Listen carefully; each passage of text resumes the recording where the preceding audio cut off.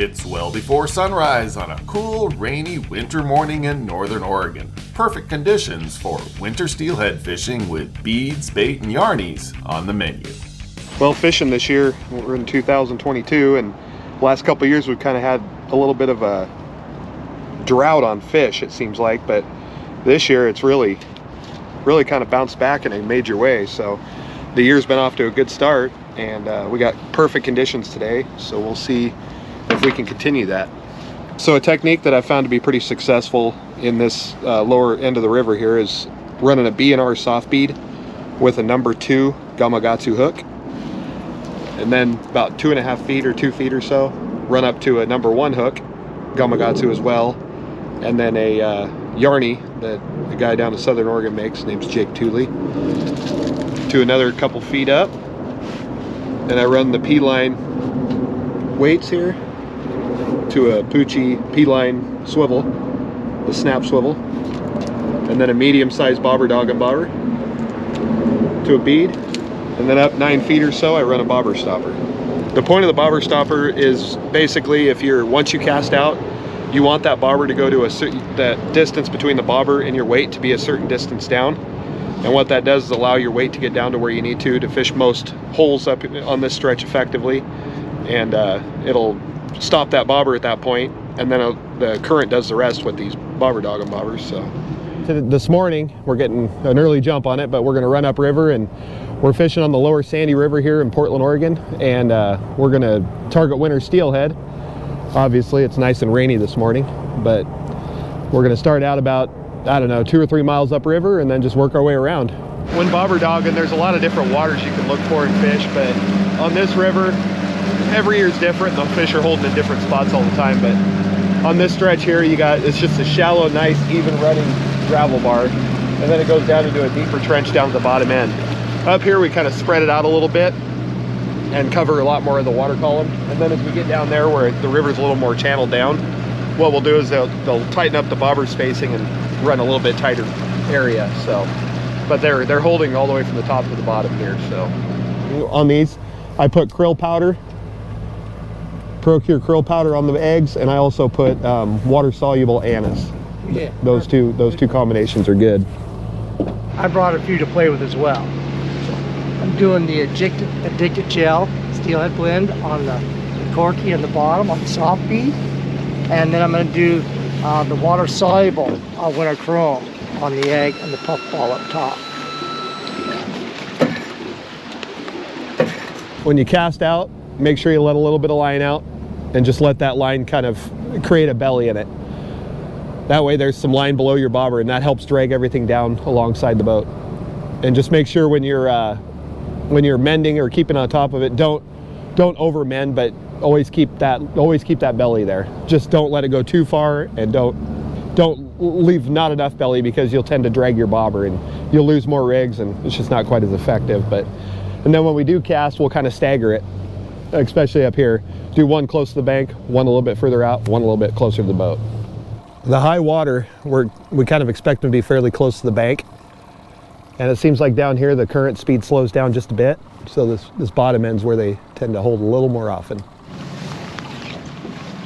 On these eggs here, I'm running this fused steelhead blend, and then I'm adding a bunch of borax. And a lot of the reason I do this just helps with this pink borax. It adds a little bit of color, and it also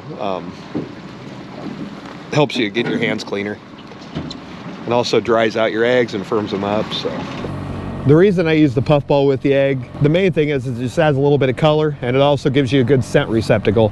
When I squirt oils and gels on it, it tends to hold it on a little longer, and also when the fish does hit, it kind of grabs their teeth and holds it in their mouth a little longer. But the main thing is just color and contrast. It just makes everything kind of bling under the water. So how's the fish? I know, I keep forgetting to reel. I'm sorry. He was floating along there, and his bobber started gyrating and heading upstream. He was just a little late on it. Should have reeled a little bit faster. It's just such a pretty area. Just kind of look around, just take in the beauty, and next thing you know, bobber down. Real good. If you're looking for a setup for fishing in this type of deal, you want something with a little bit of a fairly fast pickup speed, so you can catch up your line quick and be on top of them. It's just such a pretty area. Just kind of look around, just take in the beauty, and next thing you know, bob her down. Real good. Yeah, some of those bobber downs could be steelhead, they could be squawfish, they could be sucker fish. There's all sorts of different varieties of fish in this river, so you never know what it could be.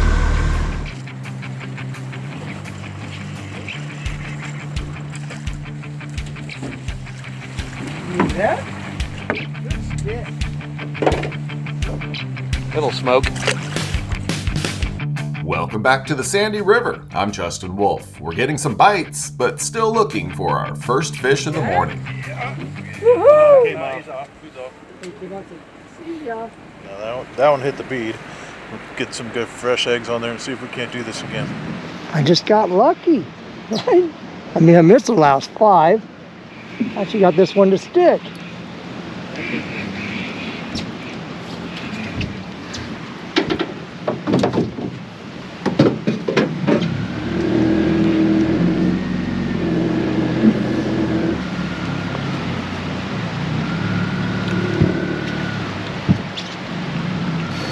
Not a big one, but it's a fish.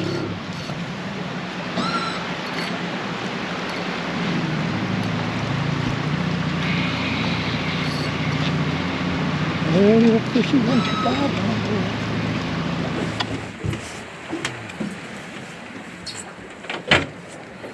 Ready?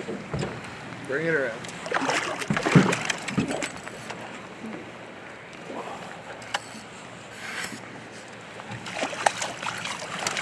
Thank you, sir.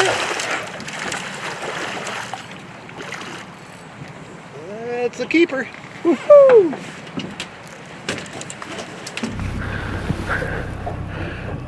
Nice little keeper on that new Cosmo B&R bead and some bloody tuna super gel. Thank you, Lord. May I please have another? That one there, it didn't hit the Yarny and eggs. What it ended up doing was hitting that bead on the back end.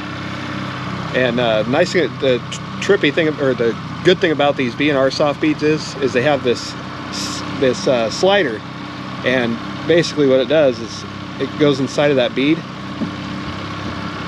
So you'll push that on the line first, and then you slide the bead over top of it, and it makes it so you can adjust it anywhere you want. It's a real handy feature.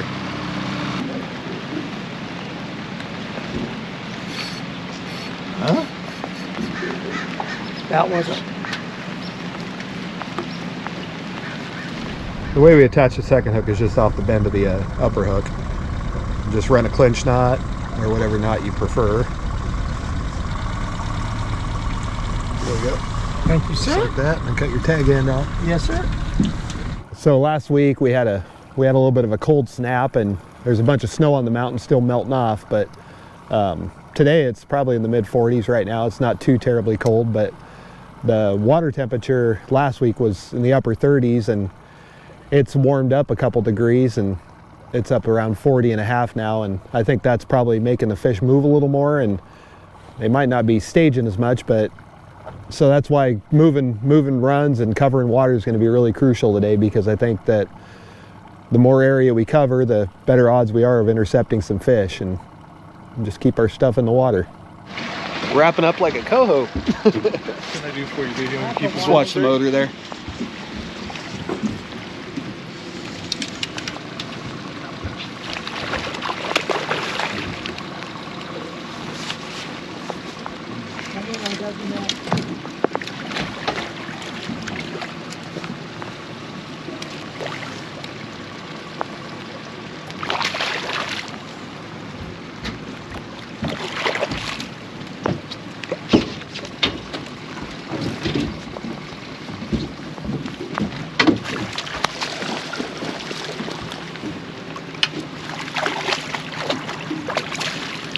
You got a big enough bag to Steelhead.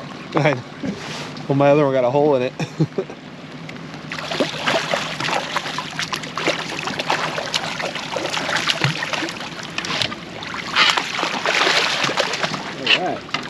Usually when they roll, it seems like they're wild fish. and they come up and just roll around, wrap themselves up in it. I do got a brood tank in here, but this one isn't real big, so I'm gonna let it go.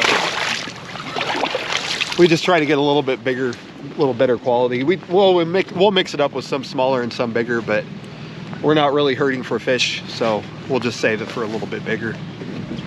Yeah, that again, so 2 for 2 on the beads. So the tank I got in the front of my boat, I got a letter from ODF&W as well as the tank, and what it's made to do is to collect some brood fish, which are some of the wild fish that come into this river. And the whole point of that is to kind of get some genetic diversity and have a little bit better biting and genetically superior strain of fish. And it's a great program, and what we try to do is to be somewhat selective on the fish we keep to take up there. And that last one we got wasn't real big, so we just, and you don't always have to have big fish. It's good to diversify and have smaller ones and bigger ones, but we kind of have a group email or text message that goes around and says what kind of fish they're looking for, or what if some that might have a little more color or whatever, if there's any special direction, they'll give us. And that one really wasn't exactly what we're looking for, so we're going to save and hold off for the next one. But because there's no shortage of fish this year, so we're just trying to get the right one. We're on the Sandy River with Jason Hambley, Steve Lynch, and Bob Wilkerson, looking for hatchery fish for the table or a wild steelhead to contribute to the river's integrated broodstock program.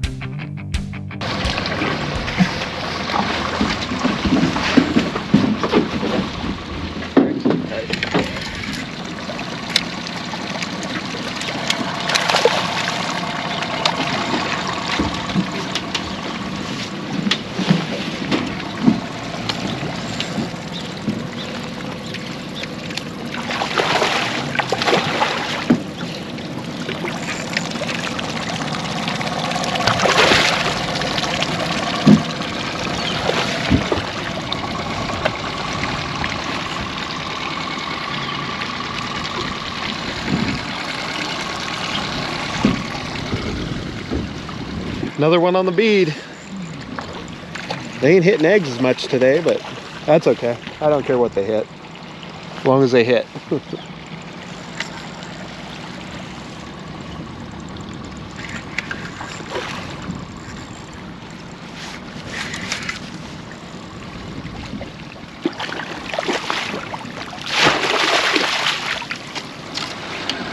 That one's a little nicer. We'll put that one in the brood tank.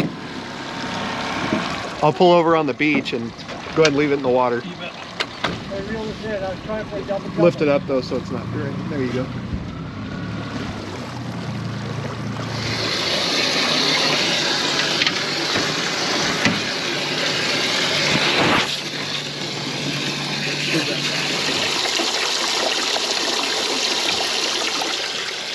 Woohoo! So on that last one, that was a little bit bigger fish, and it was in good shape and no scars or no damage to it. So we put it in the brood tank here, and we're going to take that down and drop it off at the drop point, and then hopefully it'll spawn it, and we'll get a bunch of good biting fish back. Well, here on the Sandy River, we've got a broodstock program that's been active for 5 years now. We're really seeing a lot of success with that. We're seeing some fish come back with the left maxillary clip. This is some of the earlier brood when we started 5 years ago that we've integrated with some of the hatchery fish.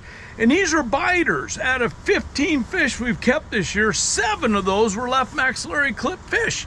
So that means that they're a more aggressive fish by operating this way, and makes biters. Let's call it a biter program to increase our opportunity at fish. Fish that swim to the hatchery all the time, they don't bite anything. So integrating this wild broodstock program is a more aggressive fish, and we're gonna have biters. And so it's better for everybody who enjoys fishing the Sandy, and any waterway that we can get this program started on is gonna be a benefit to our fisheries. There's no question about that. So this is a really nice system that we got set up here now. We're rolling with it. It's being very successful. We're having spawn fish coming back because we live spawn those fish. let them go. And we had fish come back last year that were released the year before. So we proved that we can handle the fish, the survival rates really well, and we're seeing maxillary fish coming back. So it's a win-win for all anglers that can get involved with any waterway that can have a broodstock program. It's a win-win. That is from our Hood River? broodstock program, our right max. See the maxillary clip? Looks like it's smiling versus that's a normal look. Yeah, I didn't even notice that one. That's a return. That's a return of one of the broodstock fish. Broodstock fish, yes. And that's why it bit. Well, that's cool. Yeah. That's one of them right there. Wow. Yep. I didn't even notice that was clipped. They're biters. Yeah. They're biters. Simple as that. So it's a win-win for everybody who wants to enjoy the resources. Are you ready?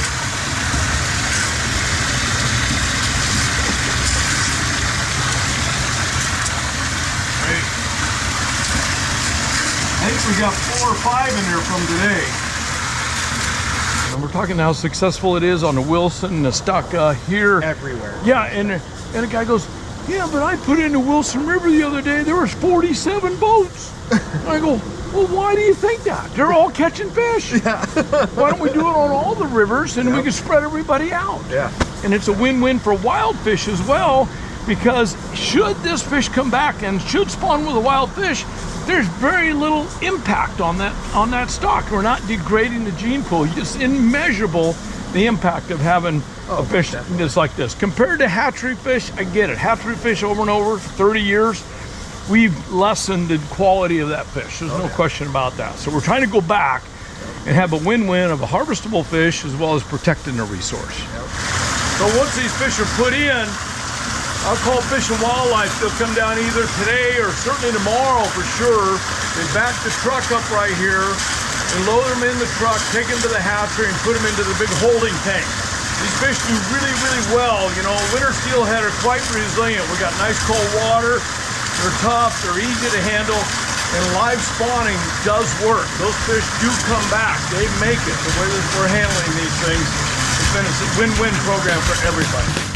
Welcome back to the Sandy River. I'm Justin Wolf. Jason Hambley has caught a beautiful wild steelhead, which we've contributed to an integrated broodstock program designed to ensure healthy runs of steelhead in the future. The Sandy River Hatchery is headquarters for the program, which has already been proven successful. So basically we got our holding pond here is where we have all our angler donated wild winter steelhead for the Sandy program.